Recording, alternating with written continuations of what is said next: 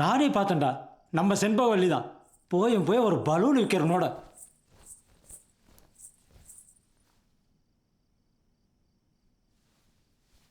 என்னடி எப்ப கல்யாணம்?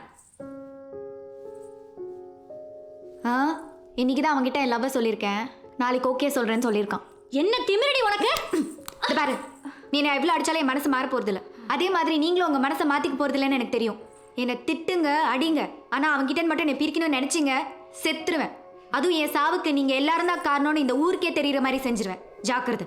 இப்படியெல்லாம் சொல்கிறா மூர்த்தி என் பொண்ணு. நம்ம ஆளுங்களுக்குள்ள பிரச்சனைனா இதை நாங்களே பேசி தீர்த்துருப்போம். இந்த விஷயத்தை பொறுத்த வரைக்கும் அவங்க வேற, நாம வேற. நீ தான் மூர்த்தி அந்த பையனை என் பொண்ணு பக்கம் வராமல் கண்டிக்கணும். கேவலம், அந்த பலூன் விற்கிற பொறுக்கிக்கு நம்ம பொண்ணு கேட்குதா? அவனை எல்லாம் கையை கால உடைக்கணும் மூர்த்தி.